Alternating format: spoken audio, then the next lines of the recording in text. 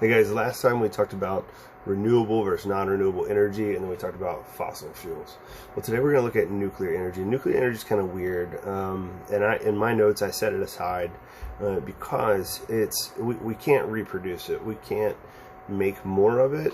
We would in theory be moving towards running out, but we would not run out of that thing because it takes so little to do what we need it to do that we wouldn't run out. So we would technically call it non-renewable because we can't replace it by definition, but at the same time it's not something that we're going to readily run out of. So it usually gets kind of either its own bracket or we'll get put renewable because we're not ever going to run out. But it's kind of a weird one. So we're going to talk about nuclear separate. You don't necessarily need to put it under renewable or non-renewable. Nuclear energy is energy released when the nucleus of an atom breaks apart. That's called fission. All right. So that's the kind of nuclear energy we use. There is fusion as well, but that's not the kind we're going to use in like a power plant. So nuclear fission, if you remember, the nucleus has all the protons and neutrons in it. The electrons are the outside, an electron cloud, but in the very center of the atom is the protons and neutrons. And so when that splits in fission, there's a release of energy.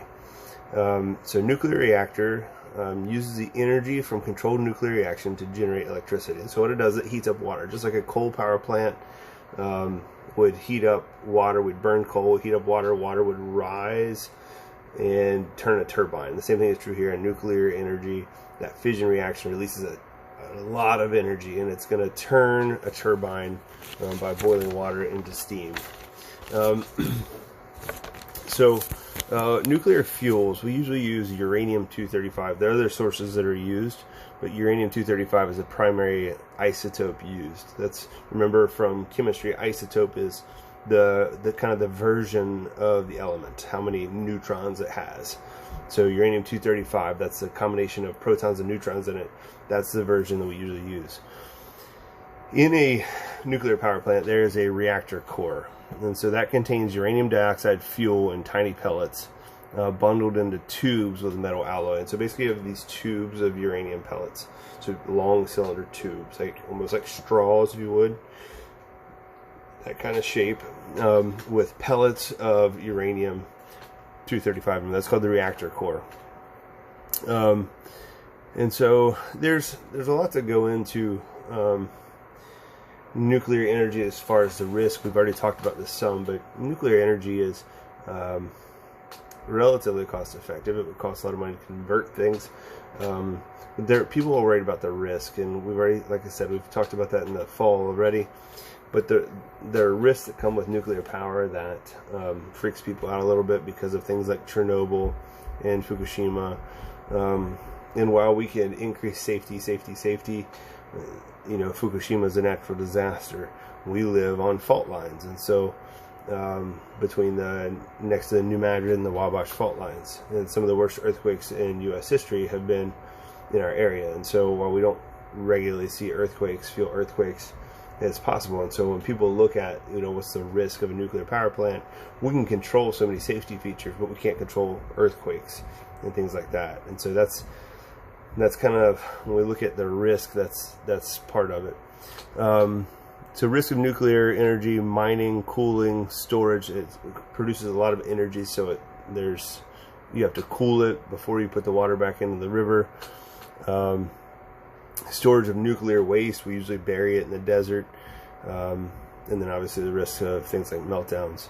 Nuclear waste is defined as any radioactive byproduct, so the stuff that's left over. Nuclear waste is any radioactive byproduct that results from radioactive material usage. And there's always going to be that. When we do nuclear power, there's always nuclear waste. And so in the U.S., we bury it under the desert and just leave it there forever. And so that's part of it. And that's not really so much of a risk. Obviously, the storage and transport and burial of it's a risk, but once it's there, it's kind of there. It's never been shouldn't be a major issue, but that is another factor when it comes to nuclear power. The other type of nuclear power, so that's nuclear fission. There is nuclear fusion reaction in which two or more atomic nuclei form a nucleus with a large mass.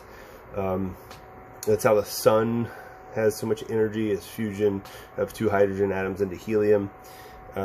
That is not something that's very practical for us, and we do make bombs out of that, but it's really difficult to control, and you have to get to a really high temperature to even start it.